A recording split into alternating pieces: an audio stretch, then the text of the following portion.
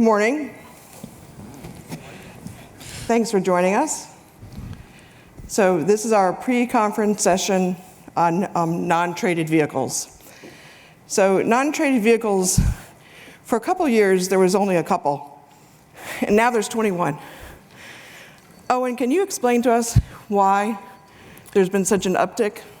Yeah, it's kind of interesting. The first set of non-traded BDCs that came out in the like around 2009 and years after that were modeled after what the non-traded REITs were doing at the time, which was selling through the broker-dealer channel. So you had high upfront commissions, you had higher fees in general, and for the most part, not exclusively, but you had a lot of REIT sponsors that were looking to provide a credit-based product that was very, that was complementary to what they were selling to their existing customers already through the REIT sales.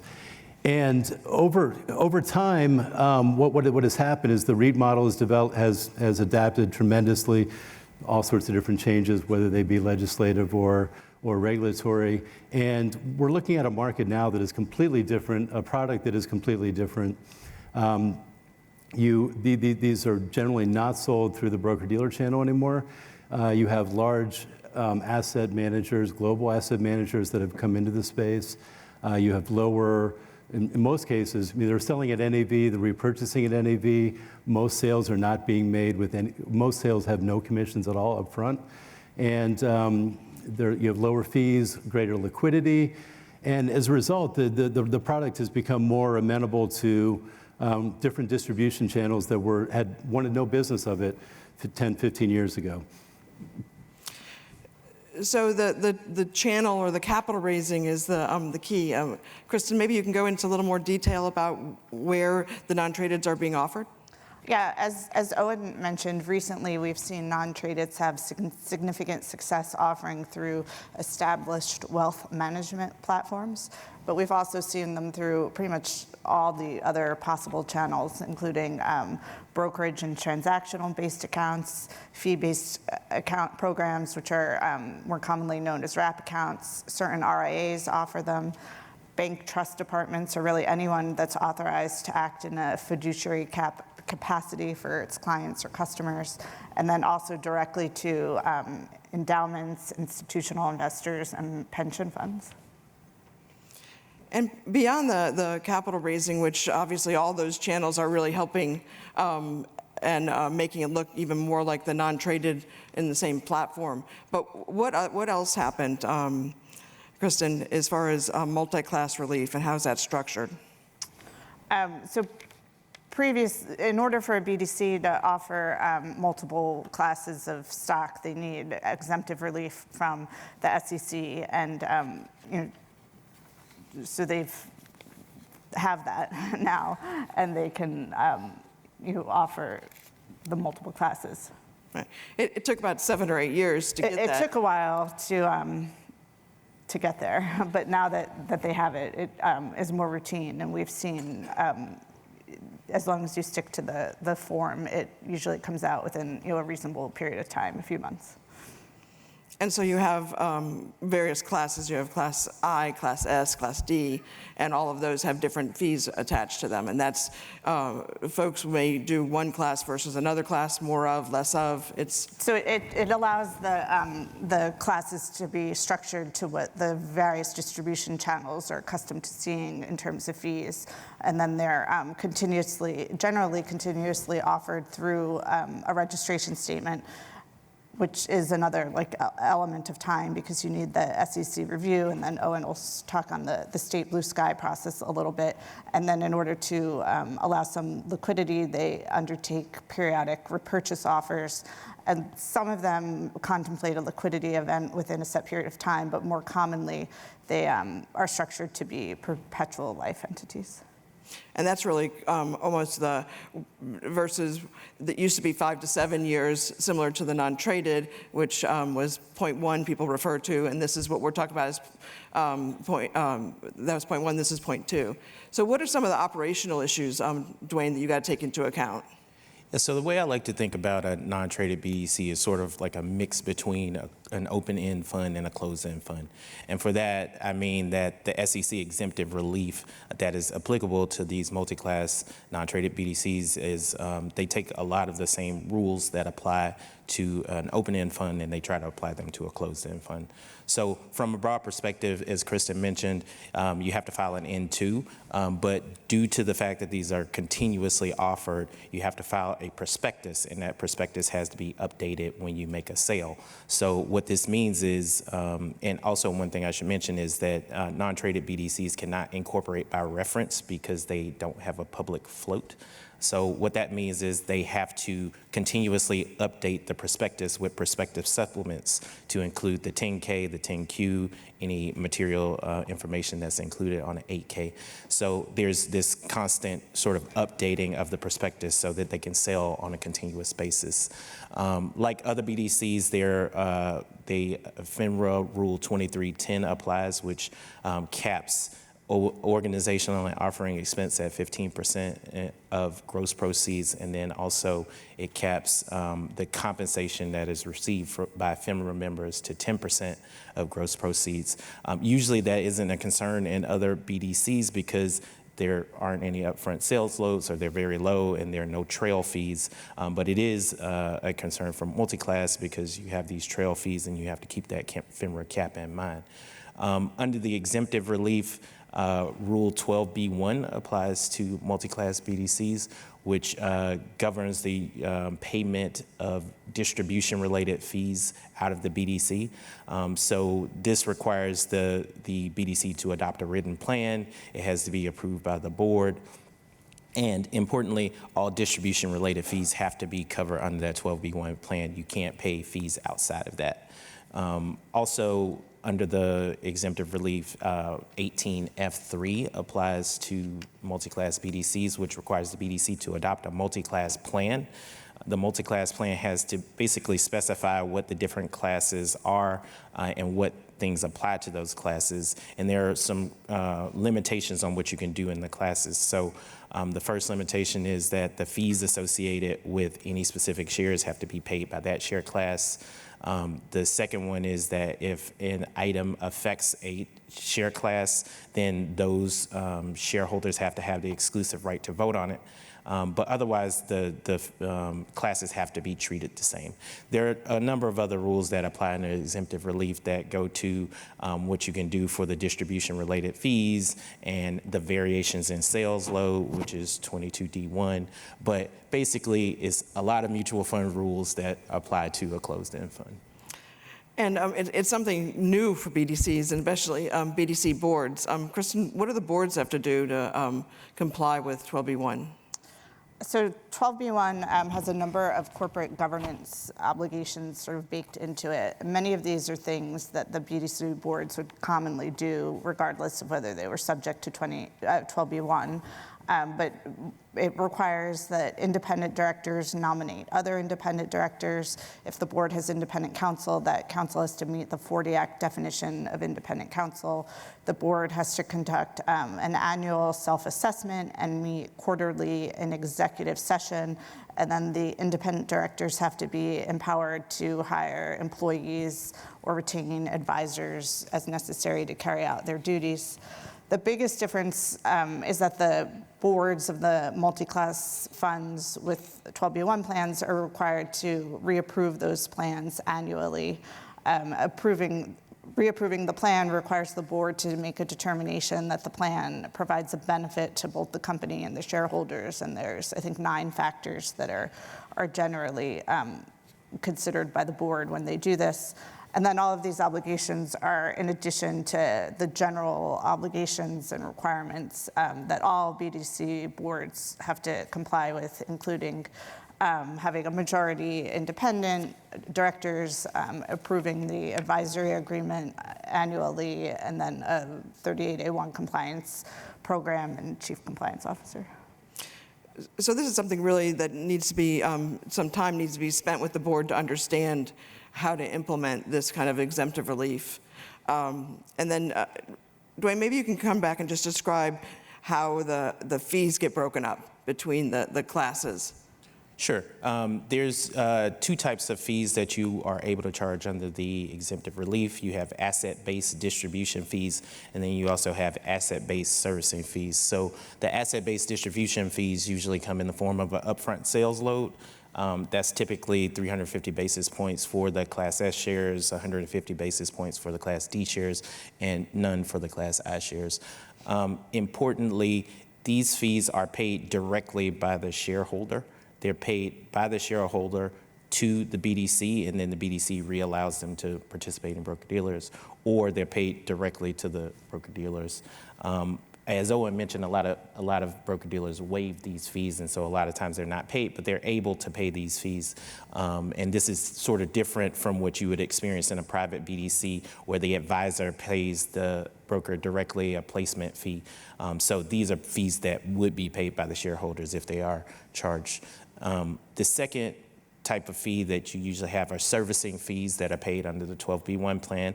They're usually 85 basis points for the Class S shares, 25 basis points for the Class D shares, none for the I shares. And this is for services that the shareholders in those classes receive. So this is for answering questions, sending prospectuses, maintaining the account, that sort of thing. And the Class S shares, which receive higher services, they are charged higher fees, and the Class D shares receive lower services. The Class I shares receive really no services. These are paid from the fund directly, so the fund pays them as a class for shareholders. And that really lowers the NAV for that class. So the Class S shares, that 85 basis points will be paid in aggregate by the fund. The Class S shares NAV is a little bit lower. So even though that, these have the same underlying investments and the same underlying operations, the NAV for the Class S, D, and I shares in a multi-class BDC might be slightly different. Great, and what that really demonstrates is that you have to have the right vendors to be able to divvy up between the various fees and services, and that might take a while also for your operations folks to pull together as well. Right, yeah. I mean, these are for services that are supposed to be actually delivered. So it's not like, you're getting shares for something, and if the service isn't, somebody has delivered a service for these different trail fees. So we've talked about the registered offering, the multi-class. Some folks have been doing other offerings alongside. Can you do a Reg S type offering alongside? You can, and we have seen that. A Reg S offering is not going to be integrated into a registered offering, so you can do a private Reg S, a private placement pursuant to Regulation S alongside your registered offering. Generally, we see these done to various feeder funds, which solicit their own non-U.S. investors into the feeder fund, and then the feeder fund invests in the BDC pursuant to Regulation S. I think Owen's going to go into this in a little bit more detail, but doing this as a private placement eliminates the NASA suitability requirements. These shares don't come off of the registration statement because they're issued in a private placement, but because it's not off of the registration statement, we've only seen this done for a single class, always the I shares. So some folks, we're going to get into the blue sky in a minute, but which takes time, and we all know there's a ramp period, that this might be something you can do in advance. Definitely, you could definitely do a private placement prior to getting your registration statement through the states. And Owen, Kristen mentioned Reg D offerings. Maybe you can talk about how you could do that, or what you got to be careful of. Yes. So there's, I guess, before we do that, one thing to, I think, point out is some of the benefits to the non-traded structure. The reason that you hear all this additional compliance and additional things that you need to, all these additional expenses that are associated with it. Some of the reasons why sponsors are going down this road is that you've got access to retail investors, which you can't do in a Reg D offering. you're basically able to provide a product to investors that has limited liquidity and allows you to pretty much invest almost all, a significant amount of your assets in your investment strategy while reaching investors that you might not otherwise be able to reach. But what comes with that is all these additional compliance issues and costs. And there are some sponsors who have looked at that and said, we can, an example I guess would be North Haven that is out there, which is basically it's a non-traded offering, but it's being done via Reg D versus registered.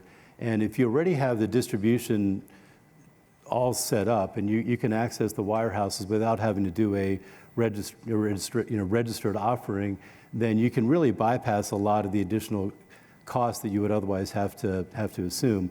Now, it's important to note there haven't been a lot of those that have come out, but the benefit is you can avoid blue sky, you can avoid the FINRA issues. Right now, one of the biggest downsides is that the SEC hasn't given exemptive relief for multiple share classes for basically what it would be a private BDC. And until that comes, then that limits the effectiveness of the structure. But it's being looked at because I think the additional costs that have come up with blue sky especially are, and we'll talk about that in a little bit, but has really pushed people to think about, is there a better way to try to access the same type of people, maybe not exactly all the retail investors, but more of the higher end retail investors that are accredited, but not necessarily the high net worth investors. Well, maybe we just go into the blue sky since we're there. Maybe the process, all 50 states, right? Do you have to have that in order to get underway? You don't, but if you want to get on the wirehouses or if you want to be accepted by some of the bigger distribution platforms, in many cases, you really can't do that until you have clearance from all 50 states. Technically, the requirement is, and the whole reason that BDCs have to go to the states in the first place is that BDCs are not registered investment companies. They're regulated by the 1940 Act, but they're not registered. If they're registered, then they could just do notice filings with the states, just like other registered investment companies, closed-end funds, mutual funds. But since they're not registered, they're not able to do that. And so they have to file with the states. The requirement is that any state that you sell in, you have to have the offering registered in that state. It has to be approved by that state. But in reality, if you want to get on the big platforms, the wirehouses, they're going to look for acceptance by all the states. Do you want me to talk about process too? Yeah, the process it's a comment and a review process. You can end up with 100 questions in some states. Yeah, well, one specifically, or maybe two or three. But yeah, so the process initially is you send your.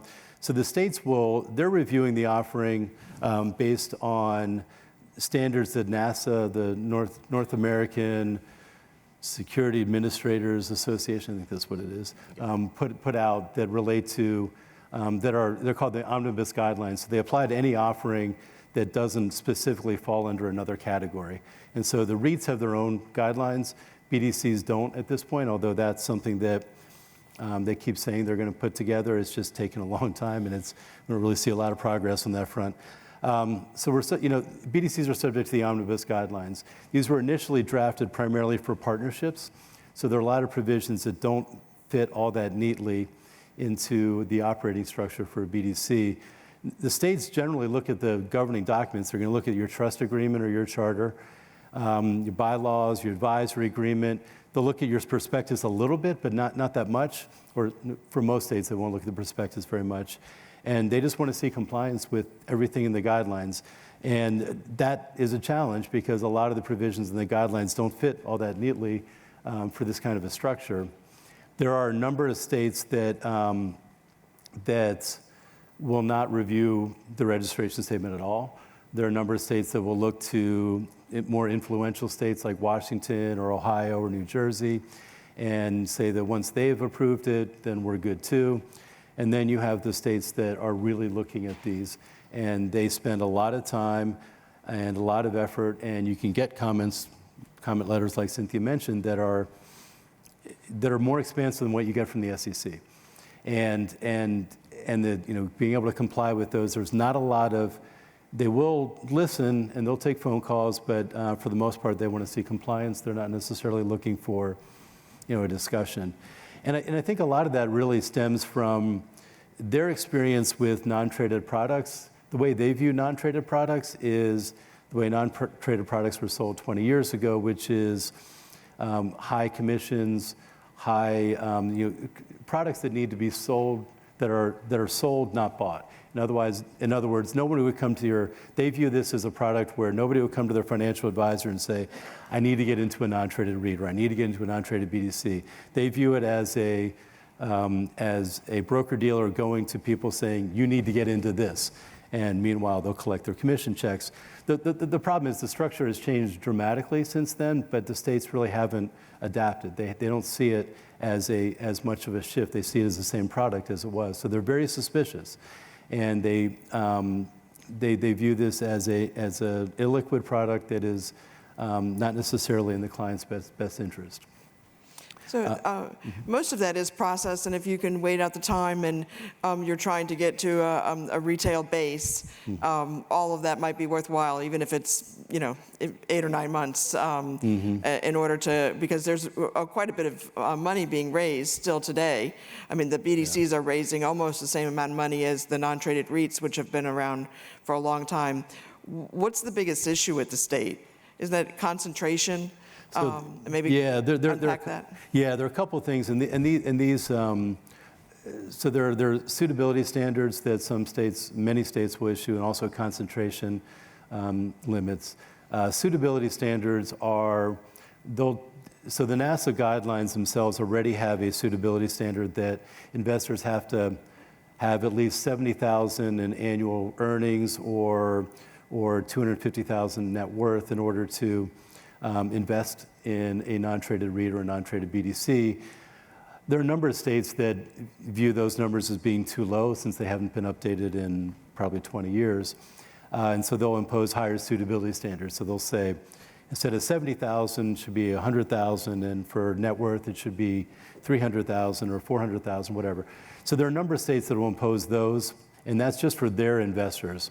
And then there are also concentration limits, which you see this more frequently, where a state will say no more than 10% of your net worth, of an investor's net worth, can be in this product, or not more than 10% of your net worth can be in this product or a non-traded REIT, and it varies. There are a lot of different permutations of that.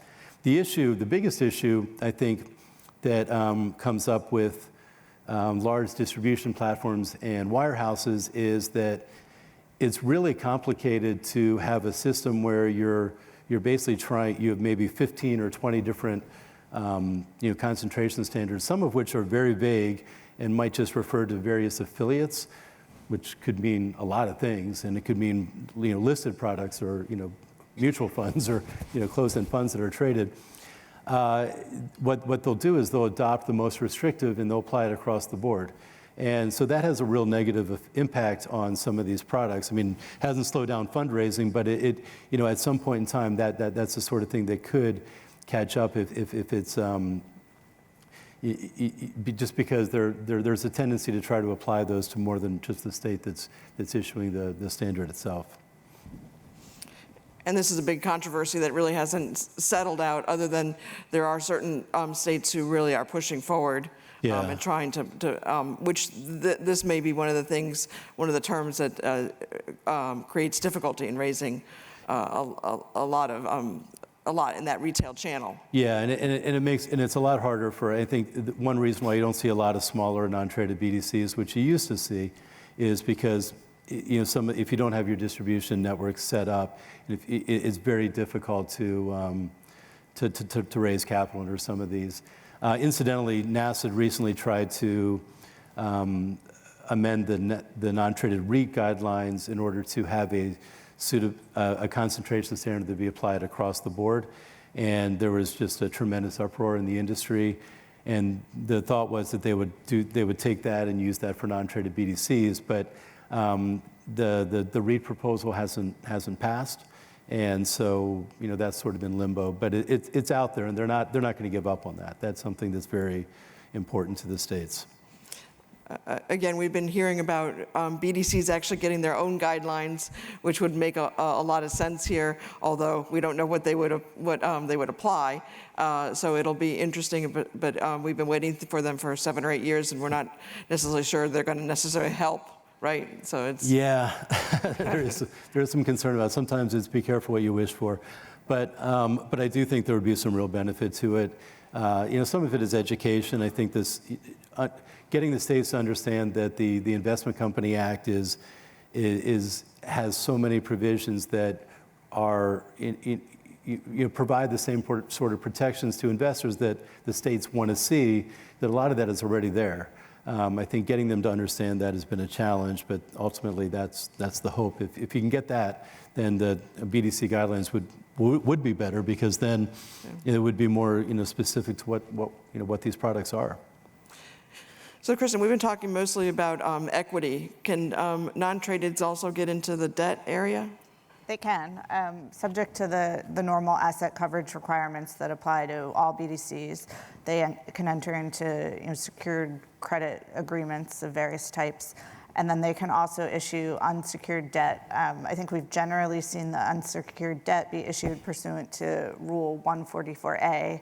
Often with registration rights, which require the unregistered notes to be exchanged for registered notes after a set period of time, and this is done on an N14 registration statement. We haven't seen this yet, I don't think, but you could also issue registered notes off of a non-shelf registration statement. As Dwayne mentioned, without a public float, it's hard to get a universal shelf up, but you could do it off of a non-shelf, and then if you can issue $1 billion of non-convertible registered debt in a primary offerings over 3 years, you would meet the requirements for a debt shelf offering. And the same leverage limitations and go along with this. Yes. So now that we're up and running, we got money, we got the retail investors in. What are some of how do people exit? How do people get out, Dwayne? Yeah, so I think you mentioned earlier that the version 1 non-traders, they usually had a 5 to 7 year life, and then at the end of it, there will be a liquidity event. With these are perpetual products, so really the main way to get out of them is through periodic tender offers. So BDCs have to, due to the securities laws, BDCs have to undertake tender offers to get shareholders liquidity. And these tender offers have very specific rules. So they have to be open 20 business days. You have to give shareholders the best price. You have to follow all these other things like proration if you have more an oversubscribed tender offer and that sort of thing. So the tender offers are really the way that BDCs have done this. Usually they're quarterly, and then BDCs, as Owen mentioned, sort of they buy and sell at NAV. So these tender offers are performed at NAV, so you know what you're getting, the same amount that people are buying the shares for. So earlier this year, there was some issues. It's actually around a large REIT, and a gating issue, meaning more people came in than wanted to redeem than necessarily they wanted to do redemptions. Can you explain a little bit more what happened, and then also how BDCs are different, and that didn't continue to occur? Right, yeah, so there's a large REIT that that had an oversubscribed tender and several oversubscribed tenders, and so there was this, a lot of press about how they were gating and weren't letting people out. This is a little bit different issue than gating. When gating happens, it's usually in an LP, and the GP decides they have the discretion to say that they're not going to take any redemptions. This is a little bit different because the way that REITs operate is that they have repurchase programs. So they disclose the programs in their prospectuses, and they usually say something like, we'll purchase up to 2% a month They're usually monthly, and we'll limit that to like 5% over the trailing quarter. So they have these sort of guidelines in their prospectuses that are all laid out, and they're sort of automatic. So when people, submit their shares for repurchase at the end of the month, they sort of get their shares repurchased usually, and then there's no follow-up to tell how much the repurchase unless you issue an 8K or something like that. But it's sort of automatic. It's an automatic process. BDCs are a little bit different, and I think that they have a little more flex in the way that they perform their tender offers. First of all, tender offers are discretionary. So every time you look at a BDC prospectus, it says we intend to repurchase X percent of shares on a quarterly basis. And that means that the board has to approve them. So if the board wants to have a bigger tender offer, they think more shareholders want liquidity, they can actually approve a larger tender offer than whatever they have in their prospectus. So that's one way that a BDC's repurchase is a little bit different. The second way is that the tender offer rules allow a tender offer to be upsized by an additional 2% of the outstanding number of shares that the company has. So if a BDC says, I want to do 5%, they can actually go up to 7% without it being a material change to the tender offer. And the third way that it's a little bit different is that a BDC can actually start the tender offer and upsize it during that process if they see that they're getting more shares tendered than they thought. So they would just need to extend the tender offer by an additional 10 days, but they could do that. So I think this is a little bit different from what happened with REITs, and I think the market sort of recognized that because there was some thought that when this initially happened with the REIT that there would be kind of a run on non-traded BDCs and that it would sort of bleed over into this industry. That didn't really happen. So I think that there are some things that were particular to REITs that were affecting REITs at the time, but also I think the industry did a really good job about educating shareholders about the options that they had and the fact that they could really get out, and that it really wasn't in the BDC's interest to have shareholders oversubscribe tenders with shareholders not being able to get out. So you usually don't see that you haven't seen it yet in the BDC industry, except with respect to BDCs that might have already, they are those version 1 non-tradeds, and those might be looking for exit events. So those are sometimes oversubscribed and they're a little bit different, but for multi-class BDCs, we haven't really seen that. Well, and the SEC is concerned about making sure that folks get out, be able to get out. What are some of the issues that they've been focused on when looking at some of these tenders? Because they have weighed in on a couple of things. Yeah, so one of the things that the SEC has asked questions about is the timing for payment with tenders. So under the tender offer rules, you have to make prompt payment after the end of the tender offer. And the SEC interprets prompt payment as either T+2 or T+5, so between 2 and 5 business days after the end of the tender offer. This has caused some issues in the context of a multi-class BDC because, as Owen mentioned, they buy and sell at NAV, or they sell and repurchase at NAV. So for an illiquid product, it takes some time to determine what NAV is. So it's really up to the company and how fast they're able to do it. But I think if you look around in prospectuses, you'll see that that most multi-class BDCs says it takes up to 20 business days for them to determine what NAV is after the end of the last month or quarter, as the case may be. So if a tender offer ends on June 30th, it might take out until July 28th or so to determine what the price is that shareholders tendered their shares for. So the SEC has had issues with this sort of lag and suggested that BDCs could not perform their tenders in the way that they do it.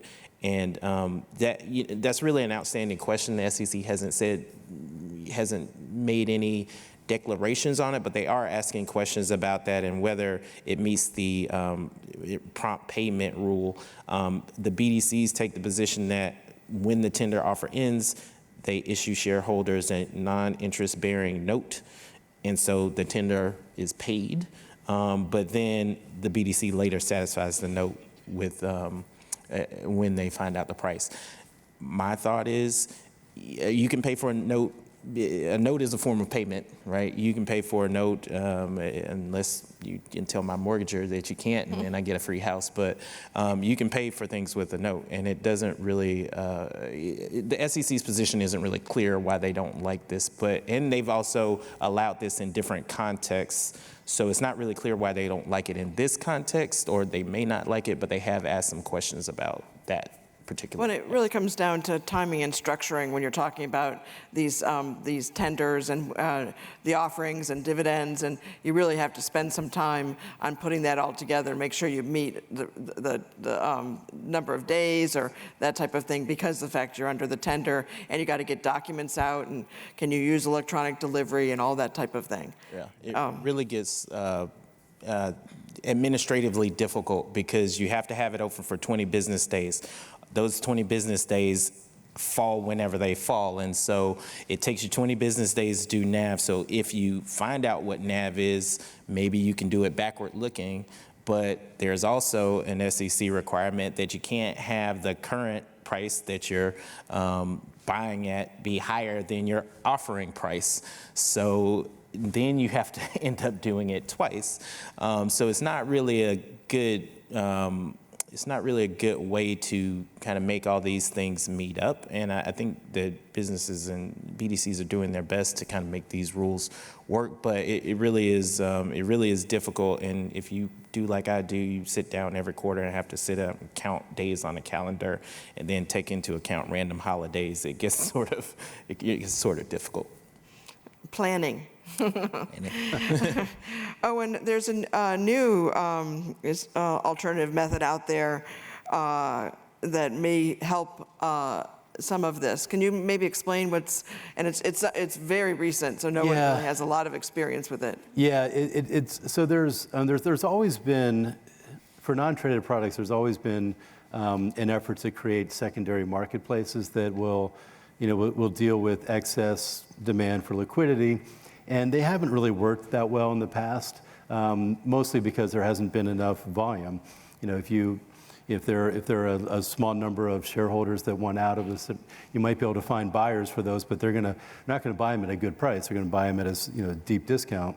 I think because of all the fundraising that we've seen in the REIT and the BDC space, there's been a new push to try to improve this. And this is, again, like Cynthia said, fairly recent, but it's LODAS Markets is, they just issued basically, I think a press release 5 consecutive days or something like that about the fact that some of the larger REITs are on their platform now, and they're able to satisfy some excess demand for liquidity. And so it's another area. It requires shareholders or a market intermediary to go in and actually be on that platform in order to sell their shares. But there is an opportunity there for the BDCs. The ones that are on that platform, and there might be others out there, but for that platform, are mostly BDCs that are closer to that have been out there for a lot longer, and maybe the demand for liquidity is a little bit higher. So I think it's worth keeping an eye on, because I think there's always been a demand for this kind of a product, and it's been very difficult to implement in a way that's really good for shareholders. But with all the money that's out there right now, they might actually be able to provide another avenue for liquidity. And who are some of the people who are on the platform right now?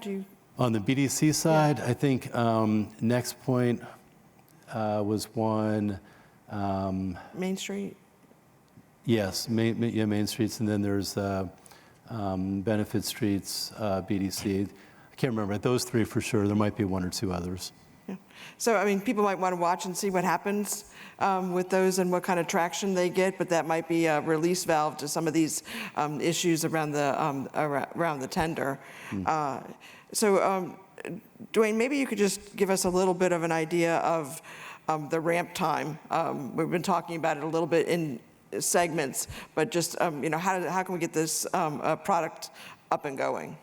Yeah. So as has been mentioned on the panel, this product requires an N2 with the SEC. I think the SEC times have, the SEC has actually been asking a few more questions about these products recently, but in general, I think the time would be anywhere from 2 to 4 months to get through the SEC. If, on an accelerated path, you could do that. So you have that. Concurrently, you have to have an exemptive order, which Krista mentioned, and those orders have been taking a lot less time than they were taking in the past. So maybe again, like 3 to 5 months, something in that range. A lot of what people thought they could do before was have a private placement, like Owen talked about a little bit before, and have a private placement of one class of shares before they got their SEC multi-class order, and then were under the N2 was effective as well. We haven't really seen that be as much of an issue because, again, the times for the exemptive order have come down. Also, Kristen talked about it a little bit, but the integration issue, you have to make sure that your private offering is not integrated with your public offering, which means that if it is, you were selling without, not under the registration statement. So that is not an issue with Reg S because Reg S and normal offerings aren't integrated, but this would be a concern there that some people looked at. But again, I think that concern is sort of decreasing over time. The biggest thing, which Owen talked about, was the state process. And I think the most I can say about the state process is it's going to go as fast as you want it to go to a point. And by that, I mean, it's probably going to take anywhere, at best, it's going to take probably about 8 months. At worst, it could be a year or more. And whether it's 8 months or a year, I think it depends on how much you want to fight with the states.